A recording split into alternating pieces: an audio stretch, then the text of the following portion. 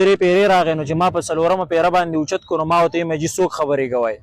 نو ما ته یې ویل چې زه د شیخ ادریس صاحب ډرایور خبرې کوم مجي زما سره هم څه کار دی زه هم ویرېدم ځکه چې مشران دي او مونږ کشران یو زمونږ نه اکثر غلطیان هم کېږي نو زه په خپل ځان باندې ویرېدم چېرې ما داسې څه غلطي کړې ده یا مې څه داسې غلط کار کړی چې شیخ صاحب زما سره خبرې کول غواړي ما چېرته په تاریخ کې داسې غټه جنازه ونه ولیدلې څومره چې الله پاک شیخ صاحب له په مرګ باندې عزت ورکړو بسم الله الرحمن الرحیم سلامونه ملګرو امید دی چې تاسو به ښه یې یقینا چې دا ځای مې غوټه دی خبرې زما نه هم نه کېږي او د نورو ملګرو نه هم نه کېږي خو زه به صرف دومره ووایم چې دا د شیخ صاحب جنازه وشوه په دې ځای کې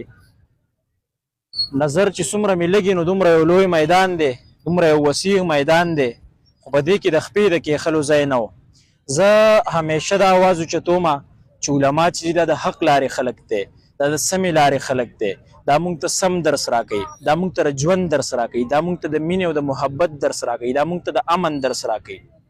د ډېرو ورځو نه د شیخ صاحب په باره کې دا خبره شروع وه چې شیخ صاحب د ملک د دفاع په باره کې خبرې کړي دي علما د امن په باره کې خبرې نه کوي نو زه بیا هم نن دا خبره کوم دغې شراب سکونکو خلکو ته دا خبره کوم دغې سودخورو خلکو ته دا خبره کوم دغې آرامخورو ته دا خبره کوم چې زما امید دی چې تاسو به نن خوشحاله شوي یې شیخ صاحب جنازه ووته یقین وکړئ چې په دې میدان کې یو سړي د خفګان اوښکې تویې کړې